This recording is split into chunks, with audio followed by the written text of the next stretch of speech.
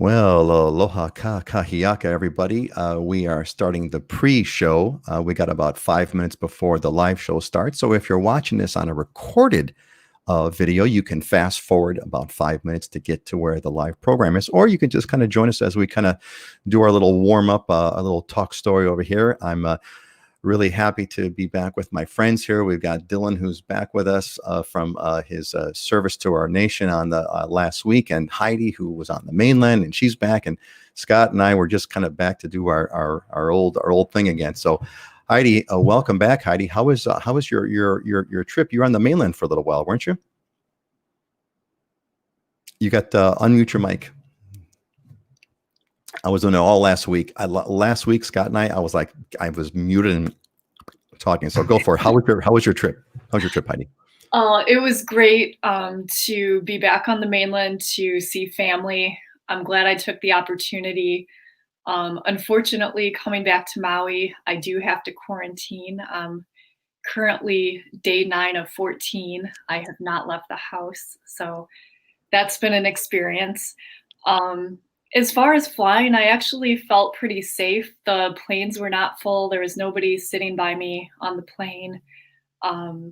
When I arrived on Maui, they took my temperature. I had to stand in a big line and fill out this quarantine paperwork. They ask you where you're staying and look at your ID. They test your cell phone to make sure they can call you.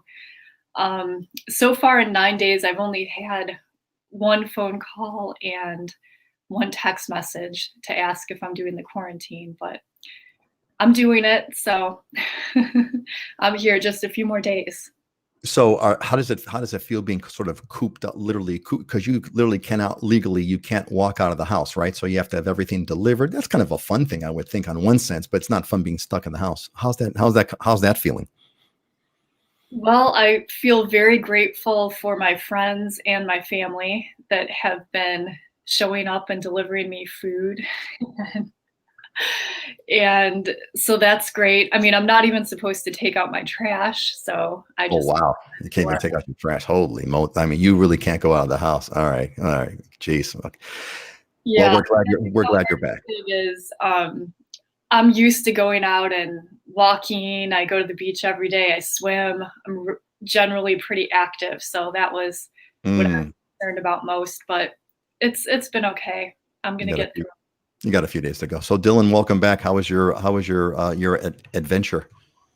I know it's all top secret and you can't tell us anything, but how was your adventure? Nothing top secret. It was good. We do that every summer. We got to do our 2 or 3 weeks of annual training. But one thing that people don't realize is these COVID restrictions have much larger impact sometimes on other things, and we were definitely impacted by that. So right in the middle of it, they had reimposed the inter-island travel quarantine. So we had to actually change our plans and send home the troops from Maui and Oahu early because we didn't want them to get caught in a inter-island quarantine when they got home and have to stay home for 14 days, not be able to go back to work. And then we would have to deal with keeping them on reserve orders or what we would have to do. So we actually spent the kind of the second half of it back at our home stations conducting training there. But we did pretty much change a plan that we had in place for a long time based on the new restrictions that came out.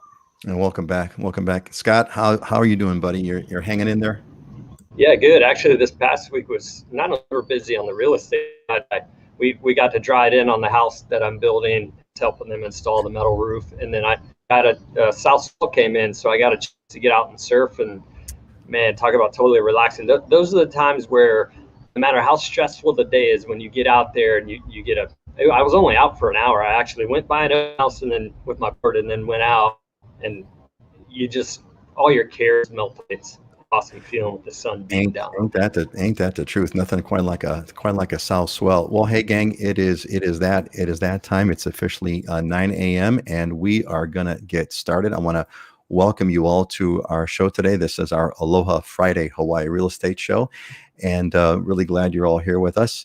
Let's kind of do our normal thing that we always start. Let's give our COVID update. I was just trying to think about how I could put it, and I can't put it any other way than COVID in Hawaii is a big hot mess, is what it is.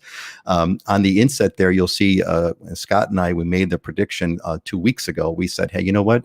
We think this place is going to be closed until October 1st. And sure enough, a few days ago, there was an announcement. We are indeed closed until October 1st.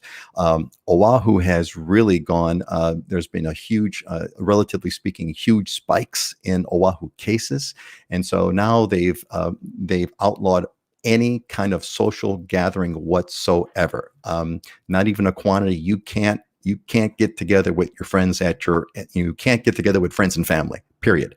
And in terms of public places like restaurants and gatherings, or those kinds of gatherings, it's like a group of five. You can't go more than a group of five. It's a mess. On the government side, the government side is kind of all messed up. There's infighting at the state. Tulsi Gabbard, the congresswoman, that from District 2, she brought out there has been whistleblowers about incompetence and about, contract tracing has been a mess. There's been senators, state senators have been going into the Department of Health offices to kind of check and see how everyone's going, and the governor's getting all mad about it because everyone's pissed off that the administration's not doing contract. It's a big hot mess. It's a big hot mess. I'm going to open this up for discussion, but so here's my prediction. My prediction, the way I'm seeing this, is this state's going to be closed until there's a vaccine or economic reality hits us over the head. In other words, where we're going to have to open it because the state's going to essentially be going some degree of bankruptcy because they need tax revenue.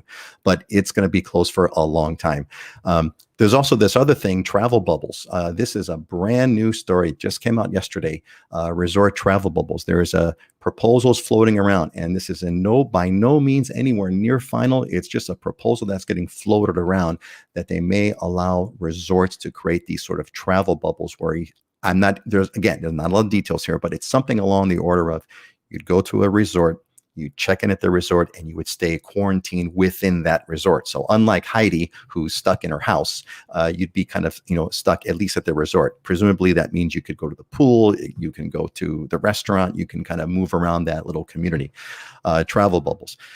So anyway, all right. So let's kind of go around, and there's actually one of the let's kind of get into a discussion. I want to hear what you guys think about this. So like Heidi, here's a classic one that's related here. Cancel my trip to Maui. So this is from Ron, and Ron says, I have a vacation planned on Maui for October 5th. I have until September 5th to cancel my condo for a full refund. Do you think visitors will be allowed on the islands by October 5th? My wife and I had to cancel our planned trip in April of this year, really hoping we don't have to cancel this one as well. I understand this will be a difficult question to answer, but you seem to have the ability to get information from your sources. We have fallen in love with the Hawaiian Islands. This will be our 5th year in a row to visit the islands. We would just move to the islands if we could, but 11 grandkids keep us from moving at this time. Any information you could provide would be greatly appreciated. Mahalo, Ron and Jamie. So thanks about that. Heidi, this has got the Maui background. You're the one who's quarantining. What do you say to Ron and Jamie if they should come out here for their October 5th trip? What do you say? Well, my heart goes out to you and really to everybody that has been trying to travel this year and make it out to Maui. As we know, currently the 14-day quarantine requirement is in effect through October 1st. But honestly, I would not be surprised if it gets extended again. And when it is lifted, there's the pre-COVID testing protocol that's going to be in place. So vacation rental owners and managers have had to be very, very flexible this year with all these changes. So I would work with them to see what their terms would be should the state extend the quarantine again, because I think at this point, the safest thing to say is we honestly don't know. But anyway, my heart goes out to you. I hope you make it on your trip soon. And yeah, being quarantined myself, I know it's not easy. It's not easy. Yeah. And Thank you, Heidi, for those heartfelt words. It's nice to hear that. So Dylan, what's your take here on my big hot mess, proclamation, and my prediction that we're going to stay closed until we have either a vaccine or we get hit over the head with economic reality? Well, it looks like the economic reality is already setting in. There was a story this past week about the governor saying that they're going to have to do furloughs across the board for all state and county workers. And that's kind of a no-brainer with the complete elimination of TAT almost, which is the transient accommodations tax. And then the general excise tax is where the vast majority of state budget comes from, greatly being impacted by people just not being out there spending money in the economy. And that a lot of that revenue comes from tourists. There's no way the state's going to be able to sustain the type of expenses that it has going forward. And you already have a lot of the union leaders and other folks coming out and saying this is outrageous. But the reality is, I mean, anybody who understands finance knows that you can't continue to spend money at the rate you were spending money when you've completely cut off the revenue stream that provides for that money to be spent. So it's going to be, that may change the political dynamics when teachers and firefighters and policemen and state workers, the people that clean our parks all have to take a 10+% pay cut here coming up soon. Yeah, I think that it's going to be interesting to kind of see what's going to happen. Hopefully, those travel bubbles might give us something. But again, even those travel bubbles that they've mentioned, sort of again in passing, things are too unpredictable. Like Heidi says, we really don't know. I can guarantee you this: if the cases continue to stay at the current level that they're at, things are going to be close. Scott, what's your take on this? There's a couple of things. I mean, there was in the article the other day. It said if we get to 3,000 active cases, then that's an indication to shut down the state. Where? And they're trying to shut down the state. So if it stays where it is and it gets worse, the next measure is going to be to go back to stay at home. The other thing Dylan hit on it. I talked to someone not too long ago who's on unemployment, who's getting the unemployment benefit from state, and then they were getting $600 a week from the federal government. And they're like, hey, I don't really have incentive to go back to work now. Yeah, well, once you start doing all these furloughs and things, now people will start to feel pain on the economics. And that's when you're going to see some of those mindsets. But if people are sitting there with enough money to get by on unemployment and federal, the federal payment, then what incentive do they have to open the state at that point? And I think we're getting to this tipping point. The travel bubble thing, resorts, makes no sense to me. You come here and how are you not going to be exposed to other people? Not to mention who's going to wear. How those people not going to at least be exposed? So I don't get. Just do the test. Get rid of the quarantine altogether. Do the testing before you come. If you're negative, you can do whatever you want. Yeah, we'll have to see how that's all going to go, because even the testing is there was that whole plan about you get pre-tested, and if you're tested within 72 hours of travel, you can kind of come. That was one of the things that was an earlier plan that was floated, but as it turns out, they were not able to get that done because the testing is backlogged and you can't go to CVS. Scott, we have a little bit of a technical difficulty. Your sound is breaking up as well, so I'm going to have to as we go down the rest of the show, if there's a breakup, I'll have to let you know, because it's not intelligible to the people who are trying to listen to you. I'm trying to do the best I can, so just hopefully we can get those. Hopefully your Wi-Fi will come back, because your background is beautiful today. You've got the right lighting and all looking good. You're looking dapper. You got a nice shirt on, but the internet gods are not cooperating with us too much for today.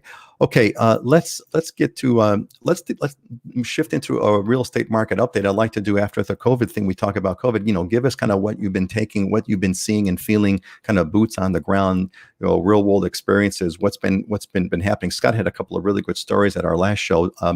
Dylan, what's been going on? What have you been sensing the past couple of weeks or so since you got back with the real estate market?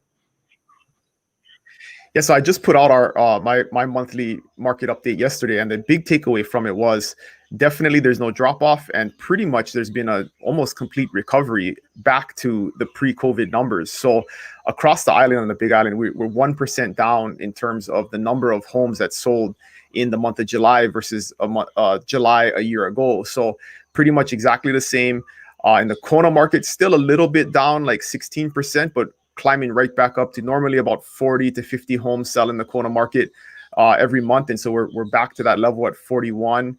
and the actual median price was up. So the median price continues to climb. So there, anybody waiting for a big drop off or a market crash and a great deal in the near future, it's the market is not showing that, and we're still feeling that on the ground with just demand. I just contacted about a home yesterday that somebody wanted to get a virtual tour of, and when I called the listing agent, they said they had 3 offers in hand and 2 more on the way, and this just came on the market like a day ago. So homes that are priced well, that are desirable, are still selling almost immediately, and we're seeing continuing to see those sight unseen buyers continuing to buy. So people have faith, or they just want to get out of wherever they're at and come here, so they're willing to take a chance, buy a house, and they can come out here and quarantine in it once it closes. So there you go. Buy the house and make it your quarantine, right? Yeah. Yeah, that's amazing. Heidi, what's your sense? I know you're even though you're cooped up in quarantine, what's been your sense of what's going on with the real estate market in Maui? Oh, well, I've still been very busy working, even though I have been at home. Overall, Maui prices are still very stable and strong. In looking at our latest real estate stats, the number of sales and properties under contract this year compared to what was going on last year in 2019 is down. But I think that's very understandable, considering travel and tourism has been shut down now for about 5 months. There's plenty of demand for Maui properties, though, and I think it's very possible we could be entering into a very, very busy market once it becomes safe to travel and the quarantine is lifted. Now, I hear enrollment at some of our private schools is up because we're seeing families that are relocating to Maui so their kids can go to school here. So that's kind of interesting as well. Yeah, it's been an interesting year for sure, but things are still moving. Thank you, Heidi. There was a couple of questions here that I think are relevant to the real estate update. A buyer or seller's market. It sounds to me like it's a seller's market from what I'm hearing you say here. But why don't you there are 2 questions here. Is it a buyer or seller's market, and are the short-term rentals, are they being put up for sale? That's a relevant question. How do you respond to that, Heidi? Yeah, that's a great question. So in the single family home market, it still is more of a seller's market. A balanced market is generally considered about 6 months of inventory. For single family homes, we have about 4.8 months of inventory. Condominiums on Maui, however, are tipping towards more of a buyer's market with about 6.4 months of inventory currently. The number of properties going under contract has decreased some, which I mentioned earlier, and sales activity has slowed. The most challenged part of the market right now is the short-term rental market, but they're still selling. I have a property that's closing next week that's a vacation rental. The buyers were doing a 1031 exchange. They sold a commercial property on the mainland. They're buying an oceanfront condo. There's definitely things still selling, but I would say for a buyer that's been kind of waiting on the sidelines and wanting to get into a good property, if they're coming in the Maui market now, they're going to have more options and probably a little bit more negotiating leverage than they would have experienced if they were making an offer on something last year. So it's a pretty cool opportunity for buyers right now. I mean, really the whole challenge again is just people being able to get out to Maui to actually see the properties. So we're really investing a lot in video and 3D tours and virtual tours, and doing as much as we can to market our listings here. Yeah, absolutely. Really quick here. Teresa says, why is Heidi having to quarantine? Did you come into contact with someone who tested positive? No, Teresa, Heidi just came in from the mainland. She went to the mainland. She went to visit her family on the mainland and then came back. And when you come back to Maui, whether you're a longtime resident or not, you have to go under quarantine. There's the quick answer on that one. Hey, Scott, so how are you doing over there? And actually, I want to tell you here really quick. Somebody said, "Oh, yeah, Teresa, that she's you've got a fan over here." So Teresa's in 100% agreement with what you were saying. Maybe try speaking a little bit slower. That might help. But tell us what's been the what's the boots on the ground of kind of what's been going on Oahu's real estate over the past few weeks. Yeah, I changed to. So does that sound better? Can you hear me? The sound is good. It just gets broken up because of I think the net connection kind of cracks you up a little bit, but give it a shot. Okay. Yeah, it actually really interesting. It's definitely a seller's market on the family homes. And just like the island, our number of sales have now caught back up to where we were same time last year pre-COVID. So there's plenty of buyers in the market. We're limited in inventory. So it's a very busy market. And to give you an example, I wrote a couple of offers this week, one on Wailaiki, where it was listed at 1.6 million. The home it was cleaned up, but hadn't been renovated probably 20, 30 years, needed some overhauling. You could move in and do the work. But the open house I drove by, they had a line outdoor around the garage, probably a 30 to 40 minute wait to get in because they're allowing 2 parties in at a time due to COVID. There were 16 offers. We bid up $100,000 over asking and we lost it. We didn't bid. And I even told the agent, just tell me what it's going to take to get it. If this doesn't work, tell me what it's going to take to get it. So on the single family home, we're busy. Real quick, Scott, I just want to kind of highlight that you bid on a property, $100,000 over the asking price, and you did not get it. Yep. Didn't get it. Okay. And the other offer I wrote, different property, was full price competing with full. We did get it, but I'm having to pull all the tricks and all the relationships that I've had over the 20 years with people and the tricks of the trade and all the things that we do, having been in the business this long, to get offers accepted. It's a tough market for people on the single family home side. And at the same time, the Waikiki market's still kind of having its challenges. I know that you've got a property that you're going to share with us later in our Diamonds and Deals kind of a section. Hey, listen, another question came in actually for you, Dylan. This one here, let me kind of pop this one on there. So this is, so Mark Lowe says, Aloha, is there any land on the Big Island that can be purchased that does not need to be built on within 1 year? Can I buy land now and build in 5 years?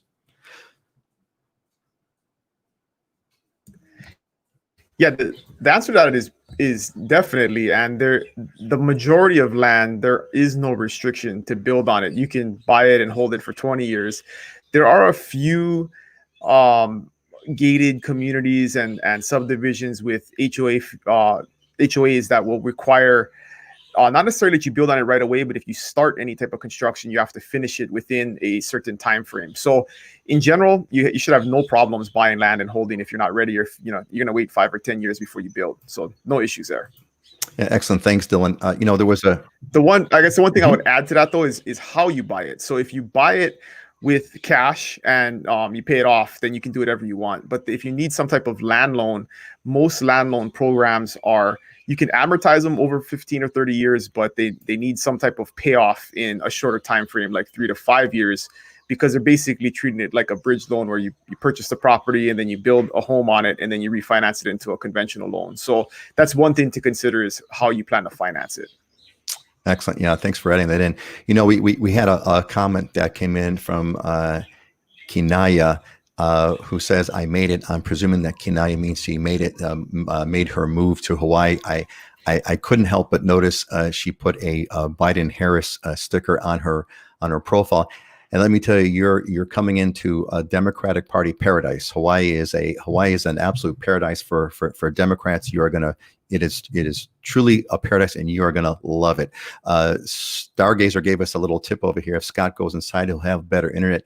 Yes, that's probably true, Stargazer. But if Scott goes inside, we'll have to kind of stop the show and let him move his desk and move his computer around. And so we're just going to have to let the internet gods do their thing here. Hey, let's move on. We have another question here, and Dylan, this is actually one for you as well. It doesn't fit with what you said, but it's a good move into this one. Big Island subdivision. So south of Hilo, this is from Ilana from Riverside, California, and she asks, south of Hilo, there are several subdivisions like Hawaiian Paradise Park, Hawaiian Beaches, Hawaiian Shores, etc. What is the difference between them, and why might someone choose one over the other? That's a good one. They're pretty similar in general. They're all in rural South Hilo, the Puna area. Hawaiian Paradise Park is made up of 1 acre lots. So the lots are larger. Hawaiian Beaches and Hawaiian Shores are actually right next to each other on 2 sides of a main street. And I can't remember off the top of my head. One of them has a private water system. So you have regular water. The other one is on catchment. So that's one big difference between those two. I think it's Hawaiian Shores has the water and Hawaiian Beaches does not, but I can double check on that.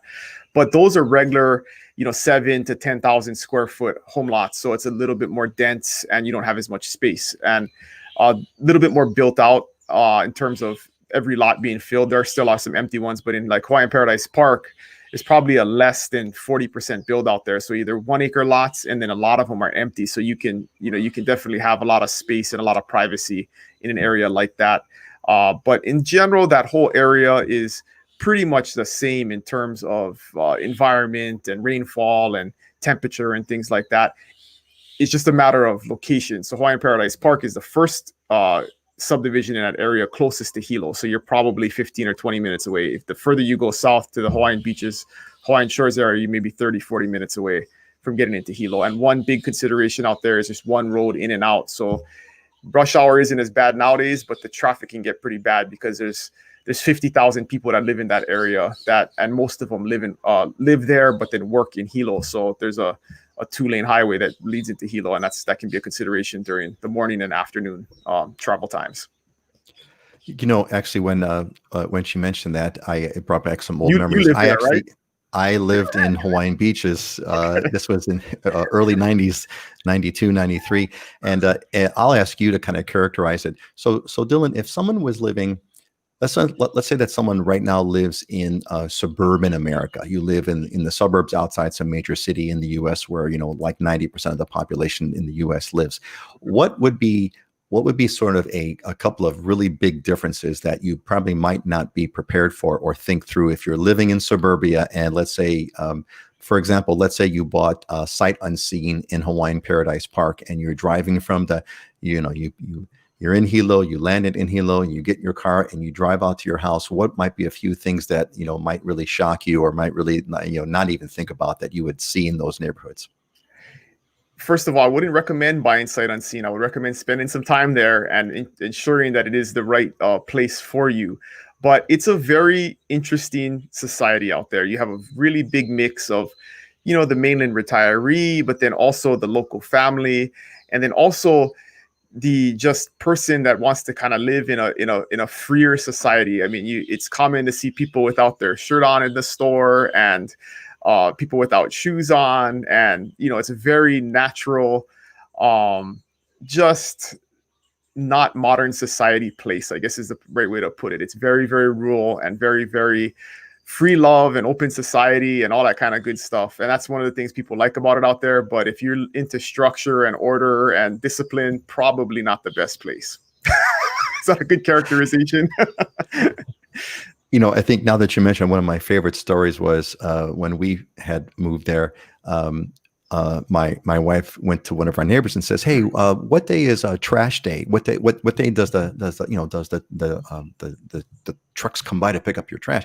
And the neighbor says, "Oh, trash day is every day." And Mom was like, "Why?" He goes, "Yeah, it's every day because you have to take your own trash in your own car and take it to the dump and dump it off." It's like, "Oh, okay." That was, and this was 20. This was in the early 90s, almost geez, almost 30 years ago.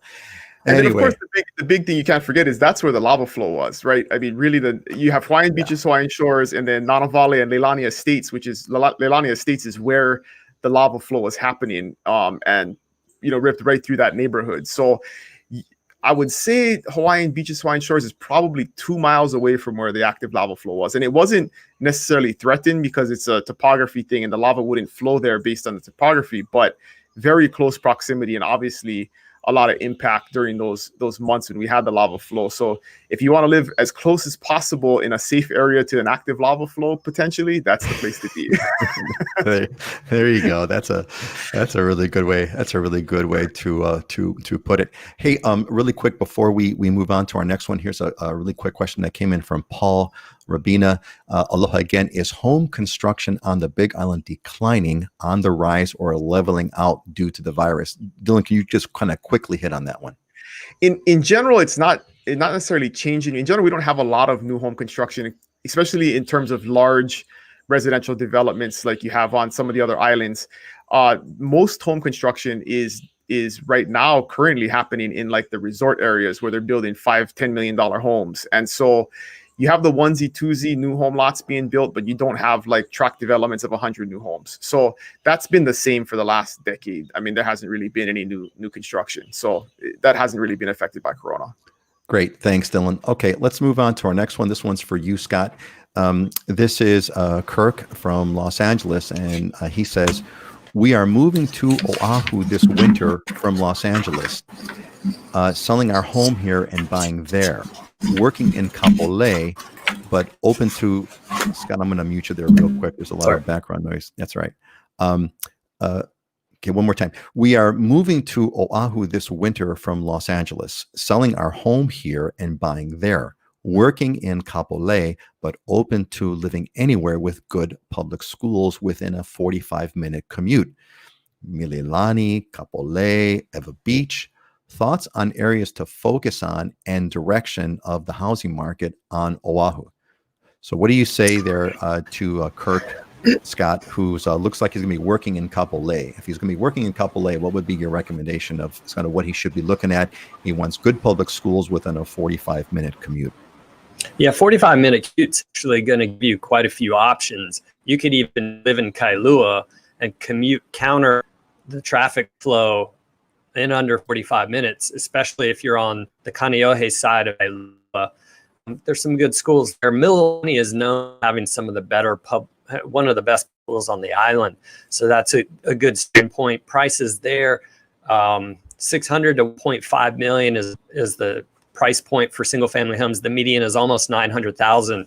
And to give you an idea of the housing market there, it's 99.7% of what sellers are asking for the properties that they're getting. So it's very busy, very tight market, a lot of same thing that we've been seeing the rest of the house market. But there's some schools, and it depends on the grade level. You have a beach, Kapolei, that you could consider. Mililani is one of the best, and then I would consider Kailua as well. Yeah, thanks, Scott. That's some good advice. I hope that helps you, Kirk. We had a question pop in, which I think is kind of fun to talk about over here.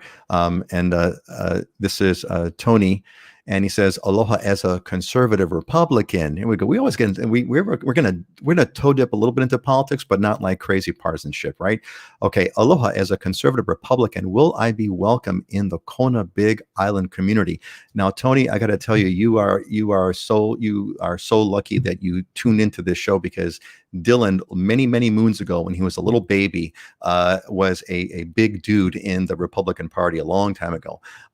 Right, Dylan? That's how you and I got to be really good friends from way back. Why don't you kind of tell Tony what it's like to be a Republican? I don't know about what it's like to be, but what would you answer to him? What would you tell him if he asked you that? Well, he is asking you that. What do you say? Yeah, you'll be just fine. At the end of the day, I think it's not necessarily your belief system or your political party. It's how you conduct yourself and how you treat other people. And, I had lots of friends as politically involved as I was at one point. I got lots of friends on both sides of the aisle, and I think reasonable people can always get along. But politics in general is not a nasty partisan thing in Hawaii like I think it is in other places. Like we talk about lots of other stuff, Hawaii is just a little bit different. And although we have our political disagreements and people have their beliefs, you don't have the real ugly partisanship that you see in other places. So from that standpoint, I think you'd be just fine. As long as you don't come in here being crazy and wearing a MAGA hat everywhere you go, you probably be all right. just don't wear the MAGA hat, and don't have your car wrapped with Trump 2020, and I think you're gonna probably be fine. Scott, you want to throw in something? I will say, I was at Costco last weekend and I saw probably 10 cars. They were doing a Trump rally wrapped with the Trump stickers, and not stickers, but a whole car wrap. And it caught my eye for sure. You don't see that a whole lot over here, but they were there. Of course. That's about as rare as it gets. Heidi, you want to chime in on kind of what you kind of see on the sort of on the Democrat or Republican side? What's the vibe like in Maui? I mean, actually, I wanted to take this minute to thank you all. Thank you, Scott, and you, Heidi, and you, Dylan, for being here. This is we're quickly evolving into one of the only sort of statewide real estate shows. Once we get our Kauai person on board, we'll be like across the island. And I love the fact that we can get different perspectives, because really they're really, really different. Big Island, Oahu, Maui, big difference between them. And having you all here to share your perspectives is extraordinarily valuable. And I hope everyone who's watching really appreciates it as much as I do. Heidi, what's the Democrat? If Tony's question was geared towards Maui instead of Big Island, what would you say as a conservative Republican? Would I be welcome in Maui? How do you respond to that? I agree with what Dylan was saying, that it's more how you conduct yourself, and if you're somebody that's going to be respectful to other people and get along with people, you'll be just fine. I mean, there's Democrats and Republicans on Maui. Maui's really a melting pot of people from all over the place here. So yeah, great. I think you'll just be fine. And all of you have said this, and I kind of wanted to actually emphasize this.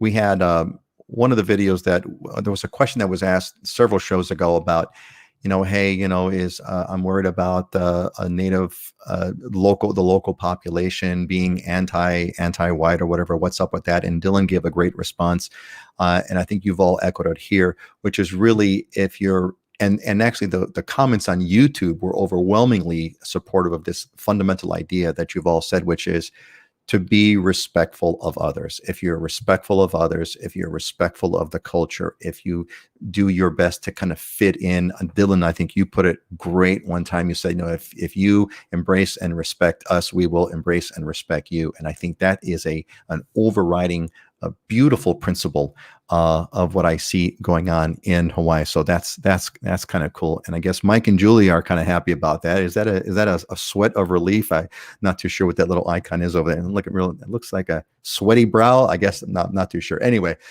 glad that they're happy about that. I'll take that as a good thing. Hey, let's take a look. Let's move on to a next question over here. And by the way, let me just back up just for a quick sec, everybody.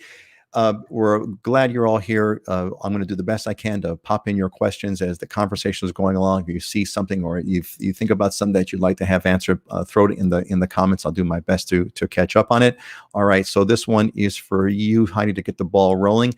Sell then rent while looking. So this is from Marianne and from Long Beach, California. And she says, would it be advisable to sell our house here in California first, move to Maui, and then rent while searching for a home?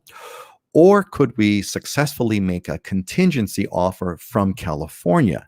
We're looking for a single family house in the Kula area, which seems to have limiting housing stock. Heidi, how do you respond to Marianne's question? Well, Marianne, I really appreciate the question. It's a great question, and it is really important to think through the whole process when you're making a big move. In order to really advise you what to do, I need to know more about your personal situation. For some people, it could work great. For others, it might be a source of added anxiety, and it might be better to rent first to get over here and then buy. So I really can't answer that specifically. One thing to keep in mind, if you are making a contingent offer, most sellers are going to want to see very strong evidence that your other property is already under contract or it's going to sell in an acceptable time frame. And then, of course, if you're competing with other offers, a non-contingent offer is going to be stronger. And then I guess another factor too, of course, is just timing it right, making sure the right property that you want to invest in is coming to the market and coming available right at the right time you're selling your house in California. And then another factor too is you want to consider if you're comfortable purchasing a property sight unseen, or if you're going to be able to travel to Maui to inspect the property. So there's quite a few timing things that would have to happen to make that work. It is doable. But if you're not sure on the property, if you're not quite sure the area you want to be, for some people, moving over and renting for a year or so can work great too. So it's kind of, depends on the person. Thanks, Heidi, for pointing that out. And you had mentioned that in some previous after-show discussions that we had, that some of these questions you really got to have a better kind of a situational understanding of, because everyone's different. So there's no sort of cut and dried, one-size-fits-all kind of answer. Which again is why in the description there's a link. You can put your questions in that description. Click in. There's a form that pops up. I advise you all to kind of put your questions in there. I could connect you with Heidi or Scott or Dylan to get some great expert advice. Dylan, is there anything you'd want to add to what Heidi said that would go beyond what she's already kind of put forward? Yeah. I would just want to make sure that you know exactly where you want to buy. If you're gonna not rent first, if you've been here 10 times and you stayed in different areas and you're sure of the area that you want to live in, then go ahead and move forward with that. But like Heidi said, it's important that the home already be under contract. A lot of times we get asked, hey, can we put an offer in? My house isn't on the market yet, but it will be in a week. And that makes it very hard. You got to put yourself in the seller's shoes and consider, would you accept an offer based upon that, where there's an open-ended time frame and you're not sure exactly when that other property will go under contract or sell at all? And in the meantime, you're accepting a contract and taking your house off of the market and removing the ability for other buyers to potentially offer on it. So that's the biggest thing to consider, is that timing and getting a house under contract, and then making sure that you can close in a timely fashion to close on the property here. And it does, in a competitive market, you're going to be bottom of the barrel in terms of offers considered if you have a contingent offer. So it removes a lot of strength from your ability to compete for a house if there are multiple offers. Yeah, that's a really good point. I mean, just put yourself in the seller's shoes. Would you want to put your house under contract to someone who's contingent upon selling their home in God knows what kind of an unknown market? Scott, is there anything that you can add to the conversation that we've already said that hasn't already been said? Yeah, I mean, we're in a marketplace with limited inventory where you are going to be competing often, and you're not going to be able to compete with people who don't have that contingency. You do need to move that contingency, which means selling. And there's other benefits to selling. You're selling and you're ridding your mind that place that's been your home for many years. You can actually close that chapter, move over, start your new chapter. You're taking baby steps in this process, which is a lot easier to do when you're moving from the mainland here. It's a stressful event to me. So sell it, move or rent if this is where you want to be, then start focus on property. I wrote an offer the other day where we are contingent in that situation, but we had been in escrow before on a different property. The buyer on my client's property happened all the way through at the last 10 days closing. I pull out all the tricks, the tips, and have the buyer for that other contract call the people putting the offer in on stuff. So you're going to have a hard time competing with other offers, and it's a thing as well that can benefit you from closing one chapter and starting new. Yeah, that's actually a really interesting point. There's a psychological thing going on here. It's like closing a chapter of your life. which is a really good point. Just kind of close that chapter, close that door, so others can open, as opposed to kind of keeping 1 foot in here and 1 foot there. Excellent. You know, it's kind of funny. Dylan, George Zook gave us a question that actually flies in with a slide that I had queued up over here. So this is perfect. We're going to kind of hit two birds with one stone. So let me kind of hit let's hit George's question first, and I'm going to add the other question from this slide, Dylan. George, the stars are aligning here. So George says, are there certain areas of the Big Island that have a higher percentage of homeless or higher drug problem than others, and should be avoided when one looks for a home? And on the slide that I had ready, this is Wally from Hinsdale, Illinois. And he says, where can I find crime rates for a specific area, not just Hilo or Puna? Say a particular area of Hilo, or for example, Ainaloa. So there's clearly, Dylan, there's the echoes here is there's concerns about crime. There's concerns about, certain areas that, one might want to avoid. What's your advice to George on certain areas, or to Wally, who's looking for more information? Where do you go from here? How would you respond to that? Well, in terms of information and data, I'm not very sure about that. I don't think that the police department or law enforcement reports or makes public specific crime incidences in specific areas. There are areas that are definitely, and let me put this in the context first. In general, Hawaii is like everywhere else. We have our issues. We have homeless. We have drug use. But I think in comparison, it's relatively minor to most other places. We have very little violent crime and property crime and major crime issues. So in general, moving here is going to be safer than probably anywhere else that you move in America. So although we have issues, it shouldn't be a huge deterrent. In terms of knowing what areas, the thing to consider is there's no magic deals, right? So a lot of times the places with lower property values have higher incidences of problems, right? Drugs, crime, things like that. And areas with higher property values don't. So that's one thing to consider, is if you're trying to get in super cheap, there are going to be those types of issues around in that area. But is that anywhere near as worse as a big city or most urban areas? Probably absolutely not. That's for the Big Island. On Oahu, there's other places where you have big homeless encampments in different areas and things like that. But in general, on the Big Island, you don't have like homeless encampments. You have people who maybe, live in a tent on a property or in a substandard structure, but you don't have like those large tent cities that you see in urban areas where there's a big concentration of them. Yeah, I think because the Big Island doesn't have high concentration of urban areas, those urban areas are what typically would support a homeless population through donations and whatever, and that just doesn't exist over there. So that's kind of hard to find.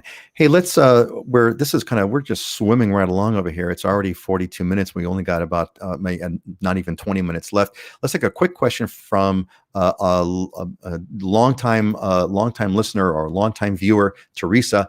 I think Teresa's been on almost every show that we've had. So Teresa, we're going to kind of move you to the front of the line over here. You said, when I view a home online that is listed for sale, can you tell me what it means when the listing says in escrow showing? Does it mean the home has a contract on it, but the home is still showing in case financing falls through on the accepted contract? Scott, I'd love to give this one to you, because I know like you're chomp on the bit for these kind of things, but your audio is kind of messed up today. And so we love you to pieces, but I'm going to ask Heidi. Heidi, if you would, could you take a shot? And if you don't, Heidi, I'm assuming you can answer this. And if you can't, just say so. Wait, wrong one. How do you respond to Teresa's question here with what in escrow showing? What does that mean? Well, yes, Teresa, that's exactly right. It means there's an accepted offer on the property. It's under contract, and the buyer is going through their contingencies, and there's still contingencies that haven't been removed. Often it's financing. So if you're really interested in the property, it doesn't hurt to reach out and ask about it. because they're indicating they're still showing it and perhaps would consider Excellent. a backup Yeah, and offer. Teresa, look, I would definitely recommend. I think we've got a connection with you to, I believe, Scott, if I'm not mistaken, or one of us.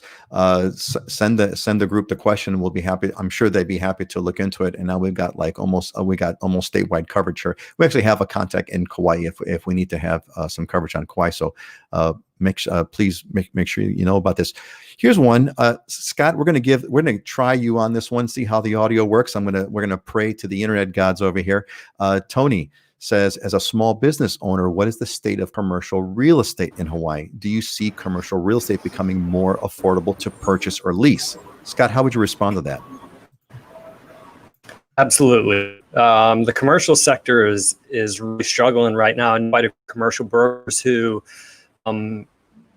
they have people, they're doing a lot of work right now between the owners and the tenants, because the tenants can't pay their, and the owners are still obligated on the payment. So trying to figure, do we lower rents, what do we do? But yeah, so even coming out of the economic portion, we're going to be limited in the tourism side. So I would assume, price per foot is going to decline some, which means pricing should decline, because you working rates and internal rates of return and things like that. And your leasable, there's going to be a lot more spaces open and vacant, which they're already happening. The size is going to be there, and the demand is not as much for the leasable space. So it should come down. Got it. Yeah, Scott, your audios are breaking up just a little scooch over there. Dylan, what's the state of the commercial? If you can kind of quickly hit Tony's question, what's the state of the commercial real estate market, the way you've seen it on the Big On Hilo Kona side? In general, the commercial real estate market is very limited. So in the past, it's been a really good investment because there isn't very much space. There's a lot of demand for it. And there isn't a lot of new space to develop new commercial real estate. So what's existing would always be full, and you could get a pretty high price per square foot from tenants. But like Scott said, going forward, I think that's going to change a little bit. Obviously, with businesses going out of business right now, or potentially realizing that they don't need to reopen or they need to downsize. We actually just moved real estate offices. We are primarily a cloud-based company to begin with, but we do like a physical space. But it was just we were in a big space that was unnecessary. No one was ever there, so we didn't pull out, but we went to a space that was about half the size and reduced our costs. And I think a lot of other companies are going to see that also, that this telework works, and you put a couple of new systems into place, and you don't need to have 25 people sitting in an office and having square footage for all of them going forward. And that's definitely going to change the dynamic in the commercial real estate market. Yeah, I think office space is going to be a really big office space is going to mean for a really big rude awakening. I think even when COVID is completely gone and we're all everyone's COVID free, it's kind of even hard. Go ahead. Same thing with restaurants. I mean, restaurants are going to realize that, if they got a delivery service, or they're using Uber Eats or all these other services, they don't need this huge space to air condition and have lights in and have staff to clean, and they can do somewhat near the same amount of business. There's a great place in town, Big Island Grill, that I just picked up lunch, and it's in an old fast food joint. So there was an old drive-through window, which they never used because they actually had a dining room. But now that the dining room isn't open, or hasn't been open, now that they could reopen, they didn't reopen, because all day long people just drive up to the drive-through and they pass them off their food and they go on their way. And I'm sure they have half as much staff and half as many operating expenses just because they're not operating their large dining room. We almost need to have another show to speculate how the world's going to be different post-COVID, because that's going to be a huge one. I'd like to discuss this some more, but I kind of feel the need to move on, and I do want to move to our diamonds and deals, which is kind of a fun segment over here. So let's move on with that. So what we try to do over here is I've asked our team here to put together properties that they feel are aspirational, things that, an ooh and ah, a neat thing. They're technically properties for sale, but we're not here to sell them. We're here to kind of show you some examples of the best of Hawaii, and from a variety of angles. So let's move into Scott's got one over here. And Scott, I'm going to ask you to kind of talk a little bit slower again, because your voice does break up a lot. You got this Ilikai apartment with killer view with also an amazing fireworks display there that you get to watch on Friday. I'll speak for you, Scott, a little bit here to kind of say the speech. On Fridays on Oahu, there's a fireworks show every Friday night, and looks like you get a front row view of those fireworks. Scott, tell us about what's the story behind this Ilokai apartment. Yeah, so first off, where this fireworks show in that picture is more or less they go off from this unit. The Hilton is right off to the left here, which is who does the fireworks show. So you get on this side of the building, you get a full blown fireworks every Friday night. You're looking out to the ocean. This is an oceanfront unit, classified as one of the few vacation rental resort zone condo building in Waikiki, ocean side of the road. And when I was over there to preview units, I ran into one guy. He was renting a unit for $2,000 a month when they normally go for $5,000. There was no one in the hotel.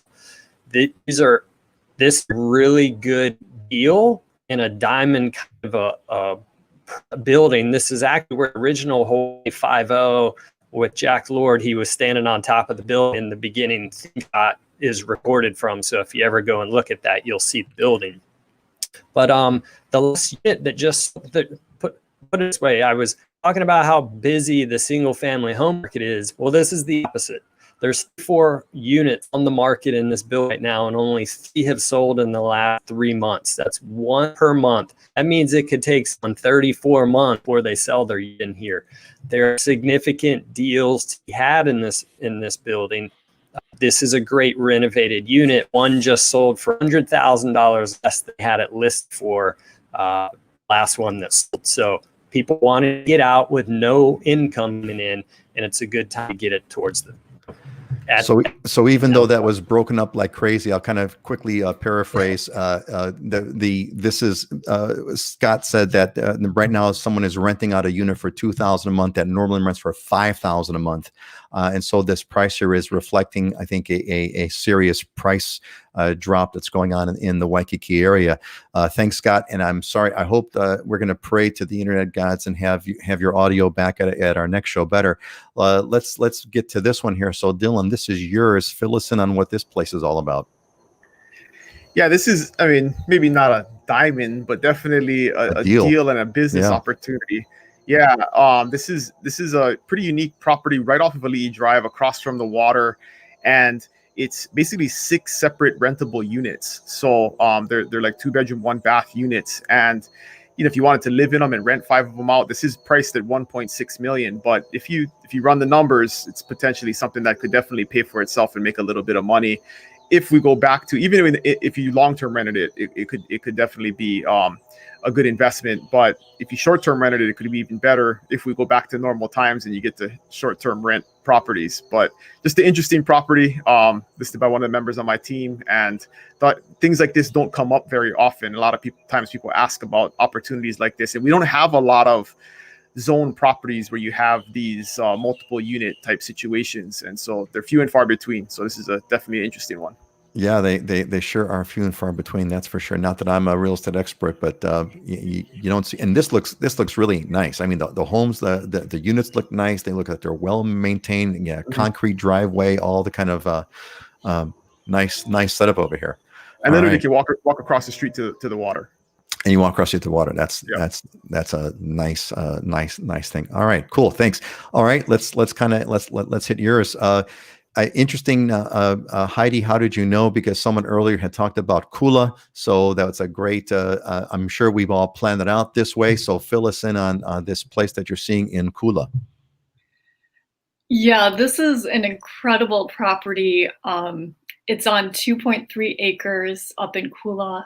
There's a 3-bedroom, 2-bath home, plus a detached garage with a bedroom and kitchen, so kind of an Ohana area. The zoning is rural, so there's the potential to build additional homes or dwellings on the property if you wanted. And you have those great bi-coastal views, and There's lots of fruit trees on the property, and some of the topography is sloped, and that sloped area is maintained by goats, so they preserve your view. Goat. And so this features goat maintained views. I love it. That's the headline I would put on this. Those views look absolutely stunning. That looks like a fire pit there on the lower left, which is like, so then I'm assuming it looks like either a sunset or a sunrise that they're catching on there. When you say bi-coastal, can you explain what you mean by bi-coastal views? Well, so in the picture there, you're looking at West Maui and South Maui. So you're looking at the two coasts. So the west would be what, the one on the lower left, does the fire pit sort of overlook the west side? Is that it? If you're looking at the picture with the two red chairs, you're looking towards West Maui there. Got it. You're looking towards West Maui, and which one is looking towards South Maui? Well, kind of over to the left.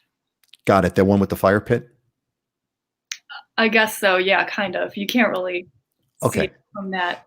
But by bi-coastal views, you mean that you get to see the ocean from both the west side and you said the south shore. So look, there's two different sort of sides of basically this thing is high up enough and sloped enough where you kind of see two different sides of the island. Is that what you meant by bi-coastal? Yeah. Got it. Very, very cool. All right. Hey, we got a question here from Vani, and Vani says, when using a VA home loan, do you have an advantage over other home buyers?